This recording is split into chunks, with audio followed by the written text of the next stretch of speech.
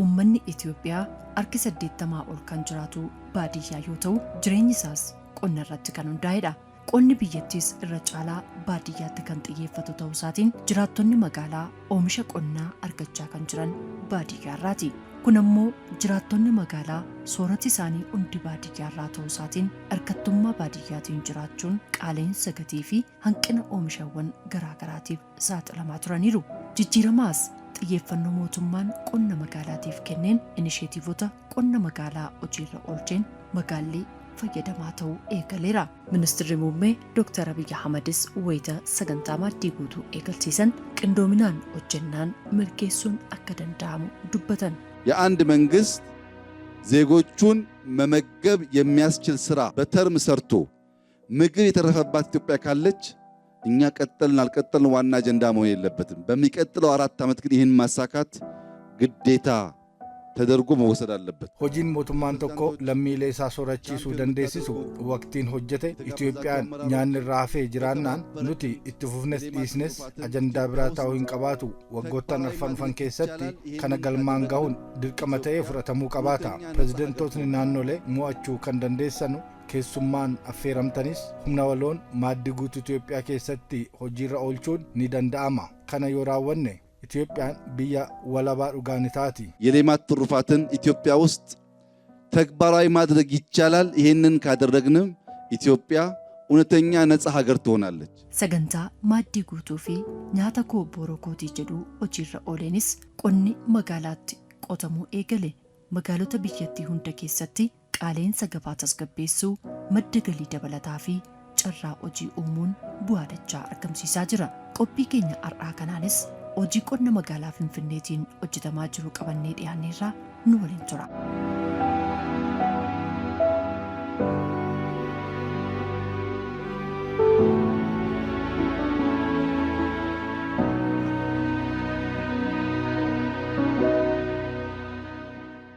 Bulchiinsi magaalaa Finfinnee kutaalee magaalaa 11 kan qabu yoo ta'u caasaa koomishinii qonnaan bultootaa fi qonna magaalaa diriirseen qonna magaalaa hojiirra oolchuun jiraattota magaalichaa fayyadamoo taasisaa jiraachuusaa odeeffannoon koomishinii qonnaan bultootaa fi qonna magaalaarraa odeeffannee ni agarsiisa.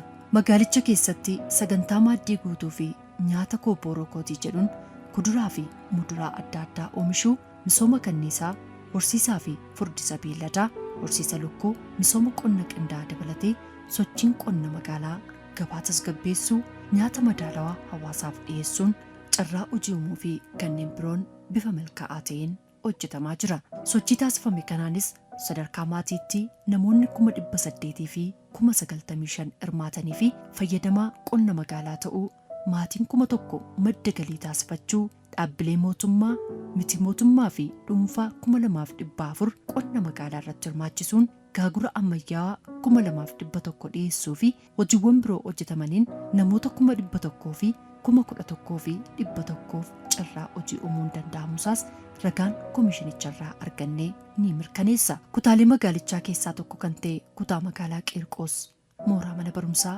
sadarkaa lammaffaa Abiyoot Qirtsitti argamuun namoota waldaan gurmaanii sagantaa nyaata kooborookootii jedhuun misooma kuduraa fi muduraa irratti bobba'uun ofiis fayyadamaa hawaasa mana barumsichaa fi naannawaa sana jiraatuuf gatii madaalawaa ta'een dhiyeessan waliin turtii taasifneen gurmaanii hojjechuun fayyadamoo ta'uu isaanii himu.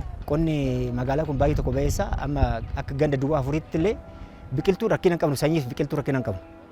Baay'ee tokko nu gargaaraa jiranii namni biqiltuu oddoo keessaa dhabe hin jiru. Tarii qarshii jaluma jala waan balleessinuuf hagana jechuu hin dandeenyu garuu akka 5,000 dhabnu jatti. ካፈር ላይ የሚገኝ ወርቅ አለና ከቤት ወጥቼ ሰርቼ እንድበላ አድርጎኛል። biyyoo keessa warqeen argamu waan jiruuf manaa bahee hojjedhee maatii koo akkan bulchadhu na taasiseera. Baasii mana keessaa of danda'eera. Bu'aa hedduu argadheen jireenya koo fooyyeffadheera.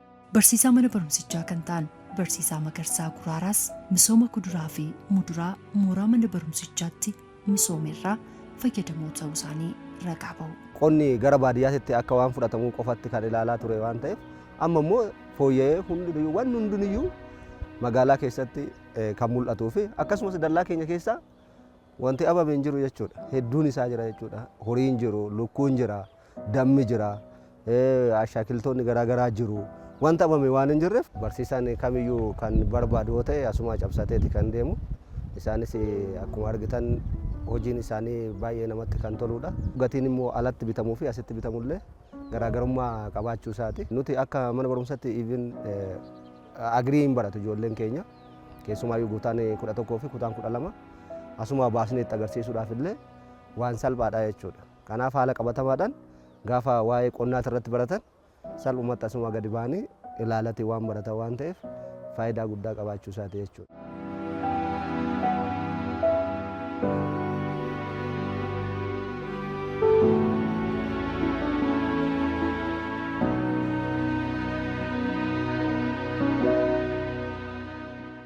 Qonna magaalaatiin sosochii sagantaa maaddii guutuu magaalichatti eegalametti fayyadamuun namoonni hedduun hojii mootummaa fi dhuunfaa qabaniin cinatti qonna magaalaatiin horsiisaa fi furdisa beeladaa, misooma kanniisaa akkasumas horsiisa lukkuu irratti bobba'uun ofiif maatii isaanii fayyadamoo taasisuun cinatti kanneen biroofis carraa hojii uumuun qaaleensa gabaa tasgabbeessuu keessatti gahee isaanii bahachaa jiru. Obbo Habtaamuu Yoseefii fi Obbo Fissahaa Lammaa ogummaa isaaniitiin injiinaroota ijaarsaati. Obbo Darajjee Waldamaariyaamis ogeessa baankiiti. Waggoota hedduutiif hojii mootummaa erga hojjechaa turanii booda horsiisa horii fi lukkuu irratti hirmaachuun qarshii 13,000 irraa ka'anii kaapitaala birrii miliyoona 2 olii horataniiru. Ogeessonni kun jaalala beeladaaf qabaniin qonna magaalaatiin sagantaa maaddii guutuu Ministeerri Muummee Dr. Abiy Ahmed labsan bu'a qabeessummaa isaatti amanuun hojiirra oolchuunis ofiif akkasumas maatii isaanii fi hawaasa fayyadaa jiraachuu dubbatu. ጠቅላይ ሚኒስትሩ ባቀረቡት የልማት ትሩፋት ከተማ ላይ ከተማ ግብርና የሚባል ነገር ሰማንና እዚህ ወረዳ ላይ አካባቢ ስላለው ሰማ እንደዚህ ያለኝ እንዲህ ብዬ አሰብኩኝ። አይ ከቻልክማ ከሰራህ ጥሩ አለ። ወዲያው ያን ጊዜ እነዚህ ከብቶች ነበሩ ትልልቆቹ እነሱን ይዤ ገባሁ። ሙምሚchi ministeera labsii qonna magaalaa maaddii guutuu labsan dhaga'een hojjechuuf fedhii akkan qabuun warra aanaatti ajajjabeessanii horii afuriin jalqabee yeroo ammaa wal horanii jabbilee waliin gara 30 gahanii jiru. Ofirra darbee namoota biroof carraa hojiis uumeera. በጣም ደስ የሚለው ነገር መንግስትም ለከብቶች ለከተማ ግብርና አይኑን በደንብ አድርጎ ገልጦ እያየን ነው፣ እያገዘን ነው።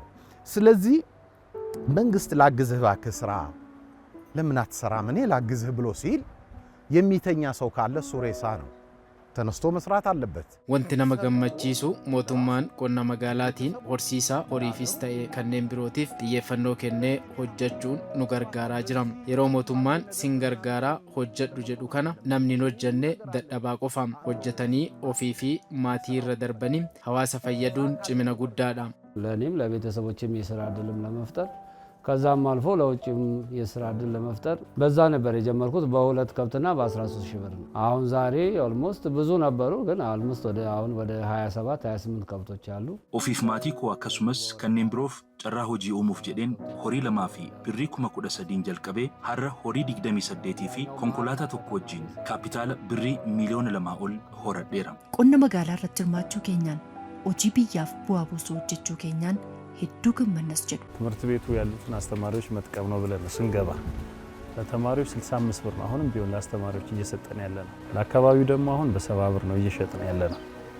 ወተት በኮንትራትም በ70 ብር ነው የምንሰጠው። yeroo jalqabaa barsiisotaa fi barattoota fayyaduun jalqabe litira tokko birrii 65 itti gurguruun hawaasa naannoottis gatii madaalawaan gurguruun cinatti dhaabbilee daa'imman guddisanii fi dhukkubsattootaa fi harka qalleeyyiif guyyaatti litira 10 oliin bilisaan kenna.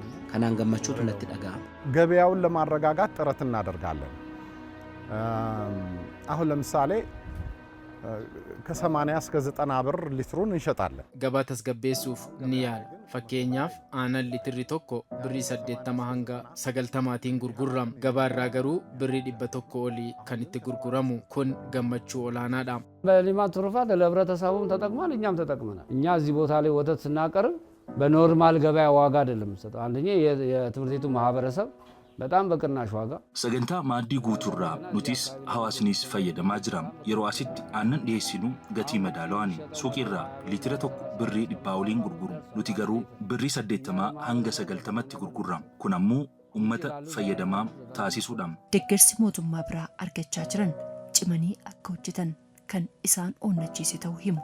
ገበያው የተረጋጋ እንዲሆን ሁልጊዜ ግዥህ የተረጋጋ መሆን አለበት እና መንግስት ይሄንን የከብቶችን መኖ አረጋግቶ በተሻለ ዋጋኛ እንድናገኝ ጥረት እያደረገ ነው። በዚህ ገዛ እየተደረገልን ነው። ገባን ተስገባ አከታው አቲስ ወንቲ ቢቱ ተስገባ ታው ቀባም ሞቱማን ገቲ ኛታ ሆሪ ተስገቤሱ ቀባም የሮ አማስ ገቲ መዳላዋን አካ አርገኑ ታሲሴራም ከና ጭምሴ ትፉፉ ቀባታም አንደኛ ወደ በደንብ ስራውን እንድንሰራ በደንብ እርዳታ እገዛ ተደርጎልናል። ሆጂ ኬኛ ሀለ ጋሪን አኮ ጀኑ ገርጋርሲ ኑፍ ታሲፈሜራም bakki hojii nuuf kennameera deeggarsi ogummaas nuuf taasifamee jira kun cimnee akka hojjennu nu onnachiisa. Abbootiin qabeenyaa kun gara fuulduraatti hojicha teekinooloojiin deeggaruun horsiisa beeladaa kan ammayyeessan ta'uu isaanii himu. ምንድነው የኛ ዓላማ ግን ከዚሁ ዘር እያበዛን ከብቶች እያበዛን ካዮን ኮሪ ሰኚ ፍለተማ ባይፈደን ነሞተ ብሮፊስ ከና ኦፊፊስ በበልሴ ወጀቹ መጀመሪያ አሁን ያለኝን በተለያዩ ኢኩዊፕመንቶች ማዘመን የሚቀጥለው በእንደዚህ እነዚህን 3-4 ላሞች ይዞ እፎይ ብሎ ተዝናንቶ መኖር ይሄ ስራ አይደለም። ጀልቀባ ዋናን አመቀቡ አመየሱ ገሩ ሆሪ ጢቃ ከናን ኢትፉፉን ቀቡ ኤርጋ ሆጀቹን ኮኖሌ አመየሱን ቀባም ወሪ ፈረንጂ ማሲ ቶኮራ ሊትራ ኩማታማቲ ላካሙ ኦሚሹም ጀሪስ አኩማ ኬኛ ነማ ዋን ta'aniif nutis ammayyeessinem yoo hojjenne akkuma jaraa ta'u wanti nu dhoowwu hin jiru animmoo kanan yaada. በትንሽ ከብቶች የተሻለ ምርት አሁን ከማገኛቸው 100 ምናምን ሊትር ወደ 200-300 ሊትር በትንሽ ከብትና በምርጥ ዘር መሄድ ይቻላል። ሆሪ ጥቃራ ቢፋ መያን ኦሚሻ ኦላን አርገቹፊን ሆጀት አመጉያት ሊትር ዲበለማ ኦል አርገዱ ጥቃዳም ከናኡል ጉዲሱን ቀበም ቦአነኒ ሶነት ደበሌ ኦሚሹፈን ከሮፈዴ ጅራ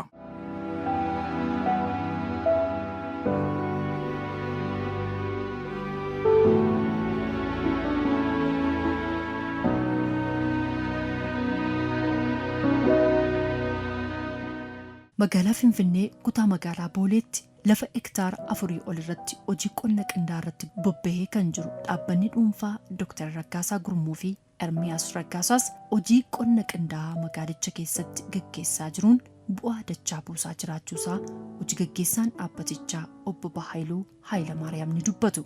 ጠቅላይ ሚኒስትር ዶክተር አብይ አህመድ የሌማት ትሩፋት ምግባችን ከደጃችን ብለው መመሪያ ካወረዱ ጊዜ ጀምሮ ክፍለ ከተማው ወረዳው ከፍተኛ የሆነ ግንዛቤ ፈጥሮልናል፣ የሙያ ድጋፍ አድርጎልናል፣ ክትትል አድርጎልናል። በዛው ልክ ደግሞ እኛ ማገራው ጥሪውን ተቀብለን እውነቱን ለማውራት ያለንን ጸጋ ያላወቅነውን ያላየነውን ጸጋ ማየት ችለናል።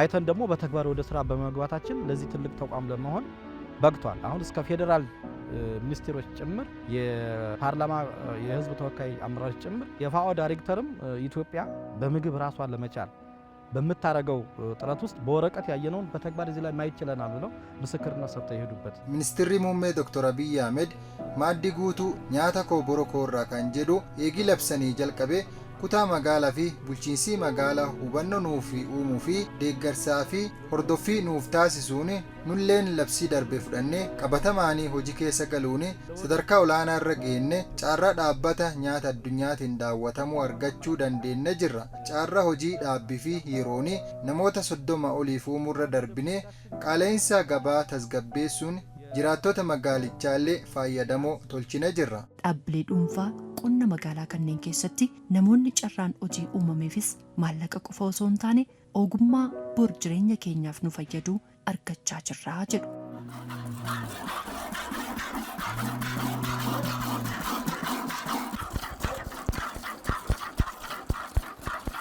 Dooktoriin injira kana horii kana yaalu isa jala muuxannoo fudhachuudhaan waan hojjetu ilaala gorsa inni kennu fudhachaa horii kana akkuma agartan amma dooktoriin as ga'utti fageenya dhufa hikimna kennuuf hin danda'a gizee dhaluudhaaf illee needhaan dhalchiisuu hin danda'a amma yeroo kanatti kanarra immoo asaakiltii kana akkaataa itti oomishamu karan biraatiif illee odoo gara fuulduraa yaa'u achiin nagahee yookiin immoo daraja kanarra kanan ga'u ta'e muuxannoo gaariin asirraa fudhachaa jira jechuudha. Jireenya kooban boruu waan ittiin of jijjiiru akkaataa ittiin hojjetamu yoo maal hojjetan akkamitti akka hojjetamu irraa muuxannoo fudhachaa jira. Karoorii dallabuutiinis karoorii elmamuutiin ta'eetis asaakiltii adda addaa kanarraas muuxannoo adda addaa fudhachaa jira jechuudha. Haala itti horsiifamu haala inni itti qabamu fudhadhee waan jiruuf of jijjiiruu barbaade hojii kanarratti dhiyaate toffiin tokko mana alamale hojjettee jijjiiruudha jechuudha. አንደኛ በገንዘብ እየሰራውበት ነው ሁለተኛ ደግሞ በእውቀት tokkoffaa maallaqni naaf kaffalamee hojjechaan jira barumsaan borojii dhuunfaa koo banadhee ittiin hojjechuu danda'us barachaan jira. itti gaafatamtuun koomishinii qonnaan bultootaa fi qonna magaalaa kutaa magaalaa Qeerqos Aadde Ballaxeech Tasammaa sosochii qonna magaalaa maaddii guutuu fi nyaata koo boroo kootii jedhuun jiraattota kutaa magaalichaa fayyadamoo taasisaa jiraachuu isaanii himu. Ji'oottan saglan darban keessa bara kana bichaa naannaa nama 11,000 gara hojii kanatti galchineerra. Carraa hojii uumuudhaanis wal qabatee gara nama 1,400 ji'oota saglan darban keessa carraa hojiis uumne hojii sosochii cimaa godhamee keessattuu walakkeessa magaalaa kanatti karaa adda addaadhaan kan namoota gara qonnaa kanatti galchuun mootummaan gargaaraa miti mootummaan gargaaraa akkasumas immoo fayyadamtoonnis hamma qaban keessa bu'aa amma argataniin ka'umsa godhatanii isaanis fakkeenyaaf amma yoo nuyi lukkuu binne ispoonsaraan immoo mana lukkuu hojjisiisna fayyadamaan immoo nyaata lukkuu bitataa jechuudha akkasitti walitti hojii bal'aa hojjetameera akkuma seektara keenyaatti kaabineedhaan murteessinee naannaa miliyoona 29 deeggarsinuu godhamee sheedii ijaarreerra jechuudha. Sheedii dargaggoonni irratti gurmaa'anii loonii fi lukkuudhaan akkasumas immoo mana qurxummiillee itti ijaarree hojii keessa galchaa jirru. Horsiisee bulaan mana manatti hojii jalqabe kun gara caalmaatti fayyadamaa ta'a jechuudha. Fakkeenyaaf teeknikaal gorsa kenninee deeggarsa kenninee yoo deemne amma dhamdhameera bu'aasa. Amma lukkuu 5 fudhatanii 10 15 sarara darbanii immoo 50 amma kennaa jirra jechuudha.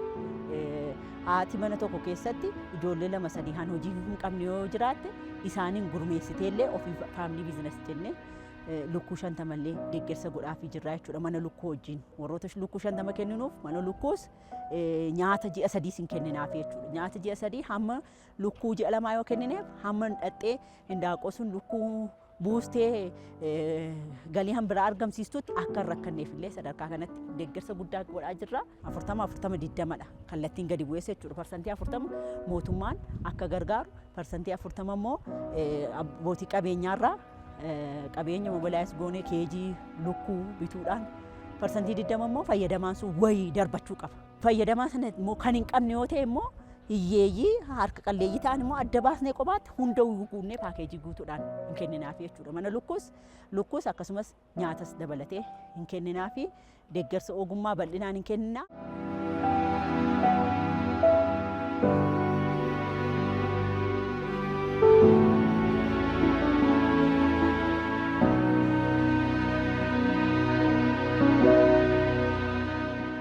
Jijjiiramaan dura qonnaan bultoonni magaalichaa lafa isaaniirraa buqqa'uun rakkoo hawaas dinagdeetiif saaxilamaa kan turan ta'us jijjiiramaa asitti xiyyeeffannaa mootummaan qonnaan bultoota magaalichaaf kenneen qonnaan bulaa abbaa lafa isaa taasiseera. Qonnaan bultoota jijjiiramaan dura qe'eef qabeenya isaaniirraa buqqa'an bayyaanachiisuuf bulchiinsi magaalaa Finfinnee tarkaanfii fudhateen baajeta birrii biiliyoonatti lakkaa'amu ramadee magaalichatti giddugala misooma beelladaa fi qaroominaa hundeesseen qonnaan bultootaa fi maatii isaanii waldaan gurmeessuun misooma beellada garaagaraa fi horsiisa lukkuu irratti bobba'uun maatii isaanii waliin fayyadamoo akka ta'an taasisaa jira. Dargaggoo Milkeessaa Mul'isaa fi dargaggoo Dabbabaa Shawaafarraa ilmaan qonnaan bultootaati. Giddugalichatti carraan hojii uumamee fi fayyadamaa jiru.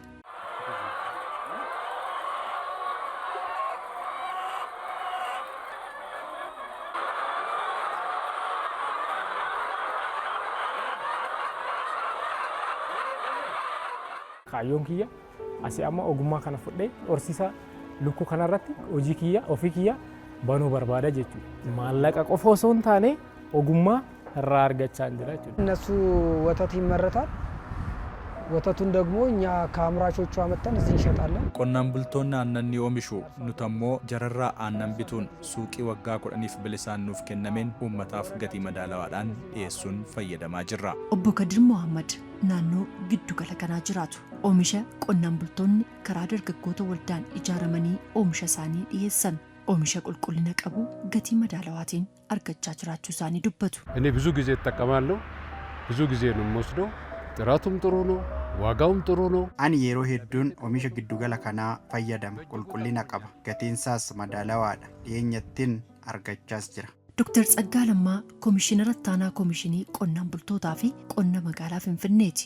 Sosochiin qonna magaalaa sagantaa maaddii guutuu fi nyaata koo boroo kootii jedhuun dabalamee magaalicha keessatti jijjiiramaan asitti gaggeeffamaa jiru bu'aa gama hundaan galmeessisaa dhuferraa ka'uun jiraattota magaalichaa biratti aadaa ta'eeraa jedhu. ጠቅላይ ሚኒስትራችን የሌማት ትሩፋት ንቅናቄን ካወጁበት ጊዜ አንስቶ በልዩ ሁኔታ ሁሉም የከተማችን ነዋሪ ሙምች ሚኒስቴር ኬኝ ሶሶቺ ማዲ ጉቱ የሮ ለብሰን ካሴ ሀላ አዳቲን ጅራቶን መጋላ ኬኝ ዮጥቃት ኛተ ሳኒ ቦሮራ ኩድራ ፊ ሙድራ ቡአሌ ሉኩ ከኔን አከ ቡጳ ፊ ፎኒ ከኔን እዶ ቀብኖ አሞ ሆርሲሰ ሆሪረት ቦባውን አነኒ ፊ ቡአሌ ሆሪራ ፈየደሞ አከታኑፍ ሆጂ ኦላና ሆጀቻ ጅር ዳብሌ ሞቱማ ከኔን አከ መኔን በርኖ buufata fayyaa fi kanneen biroo 2000 ol keessatti qonna magaalaa hojjechuun wiirtuu muuxannoo fi barumsa irraa argamu taasisuu dandeenyeera. Kunis ilaalcha qonni magaalaa keessatti hin danda'amu jedhu kan cabsee fi uummata magaalichaaf hubannoo gahaa uumuun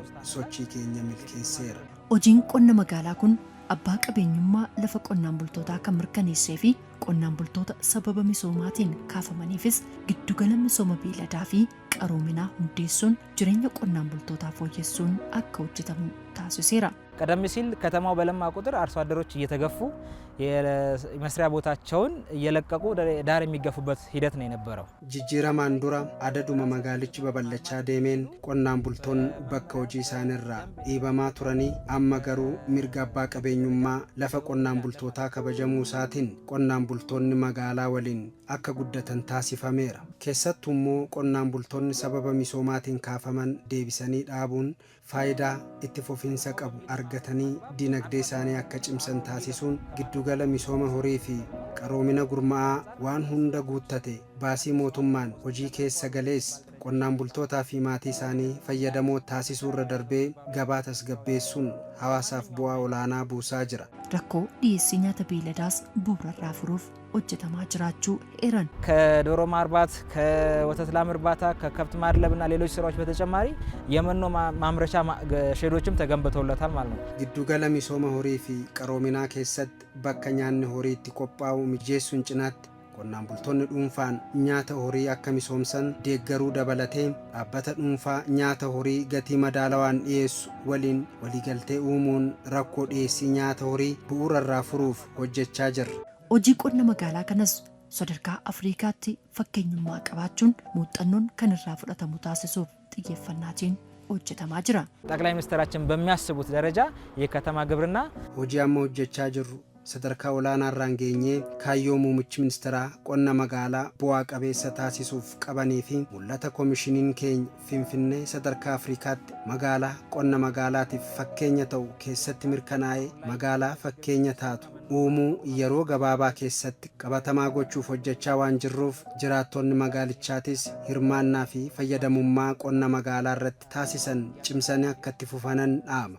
Sagantaa qonna magaalaa Inishiyetiivii maaddii guutuu fi nyaata koo boroo kootii jedhuun magaalichatti hojiirra ooleen gabaa tasgabbeessuu carraa hojii uumuu madda galii ta'uun qonni baadiyyaa qofaatti osoo hin taane magaalaattis bu'a qabeessa ta'uu qabatamaatiin agarsiiseera.